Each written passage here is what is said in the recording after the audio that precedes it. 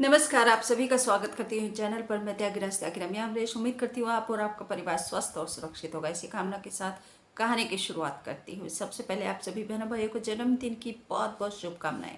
जिन बहनों भाइयों की हैप्पी मैरिज एनिवर्सरी, उन सभी को बहुत बहुत शुभकामनाएं। आपके जीवन में खुशियाँ और धन दौलत बरसते रहे, इसी कामना के साथ कहानी की शुरुआत करती हूँ। आज की कहानी उत्तर प्रदेश के लखनऊ से एक ऐसी कहानी है जिसने झकझोर के रख दिया है। और ये एक बहुत ही हैरत अंगेज कहानी है, क्योंकि इस कहानी में एक दामाद ने अपने ससुर के ऊपर हमला कर दिया चाकू से। हमला क्यों किया, कैसे किया, विस्तार से आपको कहानी सुनाती हूँ। बस आपसे निवेदन करती हूँ, प्लीज जल्दी से चैनल को सब्सक्राइब कर लीजिए, घंटी दबाकर ऑल पर सेलेक्ट कर लीजिए, मेरे फैमिली मेंबर बन जाइए, क्योंकि मेरी जिंदगी की हर खुशी सिर्फ आपसे। कहानी उत्तर प्रदेश के लखनऊ में, लखनऊ के आलमबाग क्षेत्र की है। आलमबाग का गढ़ी कनोरा, जहाँ पर रेलवे से रिटायर अनंतराम अपनी पत्नी आशा देवी के साथ रहते थे। उन्हीं के पास अप्रैल 2025 में उनकी बेटी भी आकर रहने लगी, अपने 3 साल के बेटे को लेकर। अब उनका दामाद कल बुधवार की रात को लगभग 9:30 बजे घर पर आया और वह अपनी पत्नी पूनम से बोला कि चलो निशांतगंज चलते हैं। अनंतराम की बेटी पूनम की शादी लगभग 10 साल पहले निशांतगंज के रहने वाले जगदीप से हुई थी।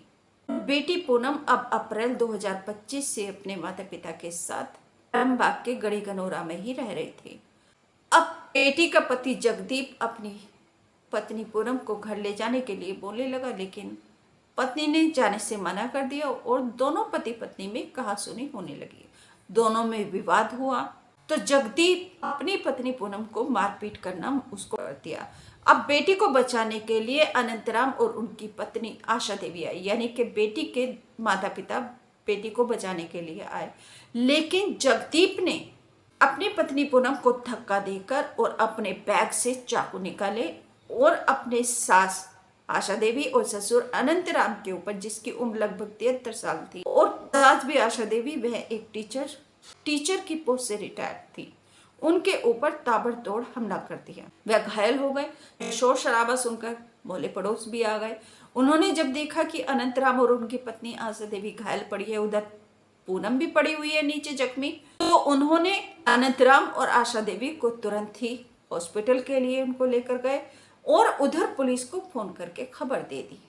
पुलिस उपायुक्त मध्य आशीष श्रीवास्तव ने बताया कि जो अनंतराम है, उनकी उम्र 73 साल की है और वह रेलवे के आरपीएसएफ से रिटायर हैं।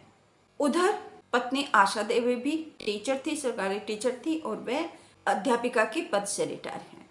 पुलिस उपायुक्त मध्य आशीष श्रीवास्तव ने बताया कि बेटी पूनम का पति जगदीप, उसको शराब पीने की लत है, वह शराब का आदी है। शराब पीकर वह बेटी पूनम के साथ मारपीट करता है और इसी से तंग आकर बेटी अप्रैल 2025 में अपने 3 साल के बेटे को लेकर अपने माता पिता के पास आ गई और यहीं रहना शुरू कर दिया। जो बेटी पूनम है वह भी टीचर है। जगदीप रात 9:30 बजे अपने एक बैग लेकर आया था ससुराल में निशांतगंज से, और पत्नी पूनम से बोला था कि वह निशांतगंज साथ में चले, लेकिन पूनम ने जाने से मना कर दिया। इसी पर दोनों पति पत्नी में विवाद हुआ था और जगदीप ने जब दंपत्ति की बेटी के साथ मारपीट की तो दंपत्ति बचाने को आया, तो जगदीप ने उनके ऊपर भी हमला करके उनको घायल कर दिया और उनको लोक बंधु हॉस्पिटल में उनको लेकर गए ट्रीटमेंट के लिए, लेकिन वहां जाकर डॉक्टर्स ने दंपत्ति को मृत घोषित कर दिया। आलमबाग के इंस्पेक्टर सुभाष चंद्र सरोज को जब इस घटना की जानकारी मिली तो वह अपना दल बल लेकर मौके वारदात पर पहुंच गए। एफएसएल की टीम बुला ली, वहां से घटना के सारे सबूत इकट्ठे किए और जगदीप को अरेस्ट कर लिया।